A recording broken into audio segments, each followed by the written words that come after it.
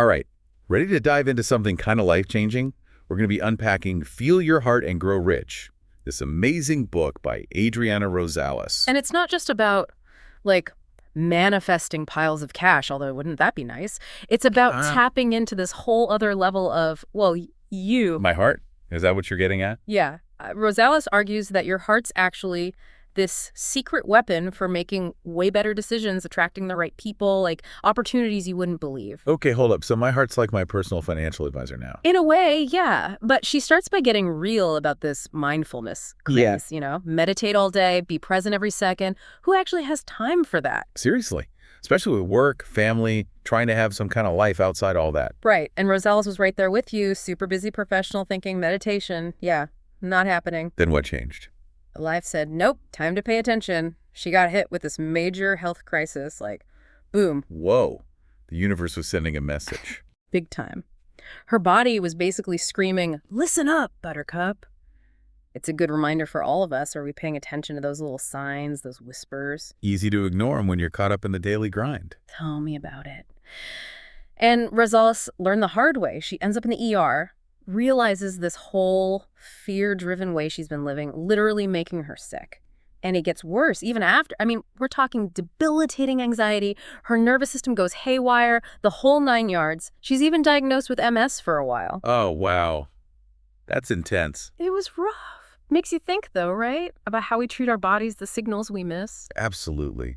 And I can only imagine how frustrating it must have been to be caught in that whole medical system, seeing doctor after doctor, test after test. Totally. And that's where Feel Your Heart and Grow Rich gets so powerful, because it's not just her story, right? She ties in all this science, too, like from the Heart Math Institute. Heart Math, what's that all about? Okay, so they do all this research on something called heart coherence, and it's wild.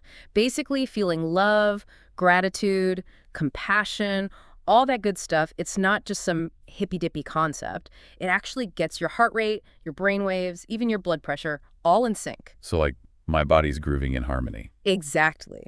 And Rosales says that's the key, that heart coherence. That's how you unlock abundance, not just money, but everything. It makes sense. I mean, we say stuff like follow your heart all the time, right? Like deep down, we know it's more than just an organ. 100%. And for Rosales, her journey back to her heart started with things she already knew, like prayer, meditation, that kind of thing. The basics. So what made it click for her? She stumbled on something super simple but powerful: walking in nature. No fancy meditation cushions or anything? Nope. Just her, the trees, and letting herself just be. I can almost feel that sense of peace, Right. And she talks about crying on those walks, like this huge release of everything she'd been holding on to. Nature's a powerful healer, that's for sure. It's like he was holding space for her to finally listen to what her heart had been trying to tell her. And those whispers, eventually, they get impossible to ignore. As she's paying more attention, she starts uncovering these powerful thoughts. Not affirmations, more like reminders. Reminders of what? Of her own worth, her potential. Stuff like, I choose love over fear, or I am enough just as I am. Like, bam, right to the core. I feel that. Simple, but so powerful. Right. And the thing is, she wasn't trying to convince herself of these things. They were already there, just buried under all that fear, Like uncovering a hidden treasure within herself. Okay, so we've got heart coherence, walking in nature, and these powerful self-truths. But where does the whole grow rich part come in? Now that's where things get really interesting. Buckle up, because Rosales' journey takes us deep into the world of Qigong next. Qigong. Okay, now you're speaking my language. Tell me more. It's pretty amazing stuff. Qigong is all about cultivating vital energy, and it becomes central to her healing, her transformation, everything. Okay, so we're talking about energy work. The heart as more than just a pump. Way more than just a pump. She starts exploring this idea of the mystical heart, which is a whole other level of fascinating, and I think a lot of people can relate to it, even if it sounds a little out there at first. All right, I'm intrigued. Let's unpack this mystical heart business. You got it. So picture this. Rosales is at this conference, right? Big names, scientists, even some, shall we say, mystically inclined folks. Okay, I'm picturing it. And these crazy coincidences start happening, like things aligning with her journey in ways that are just too wild to ignore. All right, you got to give me the good stuff. What kind of coincidences are we talking? Well, she meets this woman who's grieving, right? And somehow, Rosales intuitively helps her get a message from her deceased mother. Then, get this, they're talking about dance and movement, and suddenly, her wedding ring, it like burns her finger. Whoa, seriously, that's not your average conference mishap. I'd be freaking out. Right. But here's where Rosales' perspective is so cool. She sees this burning ring, and it's not about bad jewelry. It's a sign, a message from her heart, like, hey, pay attention, something's got to change. And that something was. Her marriage. Yeah. Heavy stuff, right. But it's a perfect example of how we get these nudges all the time. But fear, it keeps us from listening. So how do we learn to listen? Really listen. That's the million-dollar question, isn't it? And it's all connected to this idea of trusting our heart's wisdom, which, luckily for us, is exactly what we're going to dive into next. Okay, back to those coincidences. I gotta know more. Burning wedding rings. Sounds more like a warning than a coincidence to me. Right. And Rosales would totally agree. She starts to see these events not as random, but like signposts, you know? Yeah. The universe giving her a heads up, pointing her in the right direction. I like that. So less about freaking out, more about thanks, universe, message received. Yeah. But this whole mystical heart thing, it's a lot to wrap your head around. I hear you. But think about it for centuries. Across cultures, people have always talked about the heart as more than just a pump, like from the bottom of my heart or a change of heart. It's deeper than just words. We do kind of instinctively know it's more than just an organ, right? Totally. And this is where Qigong comes in. You were interested in that, right? Big time. But I've never really understood what it actually is. You know? So it's all about this vital life force energy, this ki, and how it flows through your body.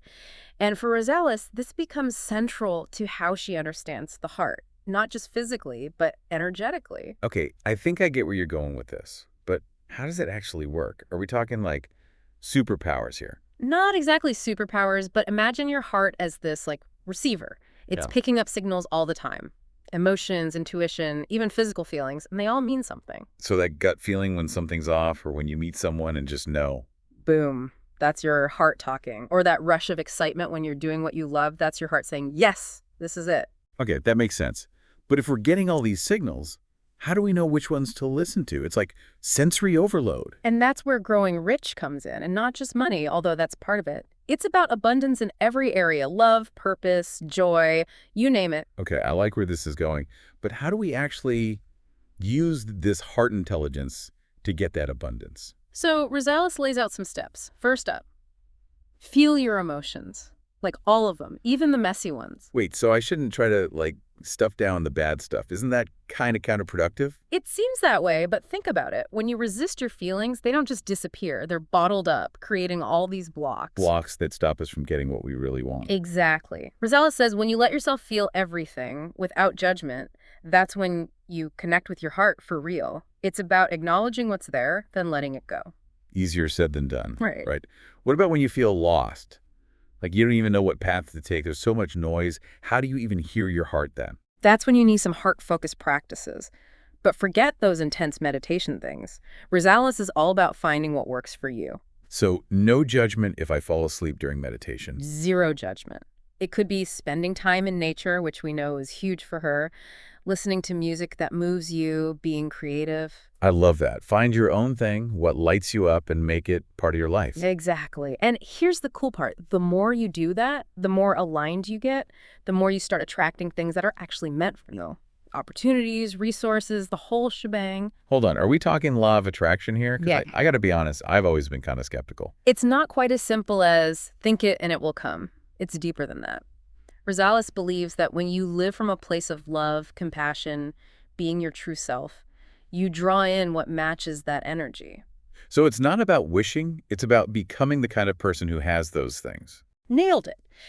And a big part of that is realizing that true wealth, true fulfillment, it's not just about stuff or what other people think. It's about aligning with your purpose, contributing to something bigger, living a life that feels real, you know? Makes you think, what if we stop chasing what we're supposed to want Yeah. and actually listen to what our hearts are saying? Imagine what we could create. Right. That's the question Rosales wants us to ask. And the cool thing is, she gives us the tools to actually figure that out. She gets super practical in feel your heart and grow rich, which I am here for. Speaking of practical, how do we actually apply this in our everyday lives? Because mystical heart stuff is cool and all, but how do we make it work when the rent is due? And that's what's so great about this book. It's not just theory. Rosales breaks down exactly how to make it real, and she starts with something surprisingly simple. Okay, so we're talking about actually bridging that gap, right, between listening to our hearts and, well, like making sure our bank accounts are happy too. That's what I love about Rosales. She gets it. Feel your heart and grow rich. It's not just some vague, floaty concept. She gives you actual tools, and honestly, they're not what you'd expect. Like, she's big on gratitude. Gratitude? I mean, don't get me wrong. I'm all for being thankful, but Yeah. how's that going to pay the bills? Because it shifts your whole vibe. Think back to heart math, right? All that research on heart coherence. Well, they found that feeling genuine gratitude, like really feeling it, it actually impacts your heart rate, your brain waves. It's like this internal tune-up. So I'm basically tuning my heart to receive those abundance signals. Exactly. It's not about tricking the universe. It's about getting yourself in the right state to actually receive what's meant for you. Okay, makes sense. What else does Rosales suggest? She talks about visualization, but not in that cheesy way of like picturing a yacht and suddenly you're sailing the Mediterranean. She says visualize yourself acting from a place of abundance. So not just seeing the end result, but how you'd show up in that reality. Interesting. So, like, if I imagine myself winning the lottery, I should also imagine myself being, like, incredibly generous and grateful, not just, like, swimming in a pool of gold coins. Exactly. It's about embodying the energy of what you want. Rizal says that primes your subconscious to actually make choices that line up with that vision. Okay, I'm with you so far. But what about those times when, like, life throws you a curveball, doubt creeps in, you start to question everything? Rosales has some advice for that, right? Oh, absolutely. She's big on self-compassion, especially when things get rough. And remember, she went through it. So this isn't about being positive 24/7. It's about being real with yourself. Permission to have a bad day. 100%. Acknowledge those feelings, but be kind to yourself. She even talks about journaling, like getting all that stuff out of your head and onto paper. Journaling, yeah.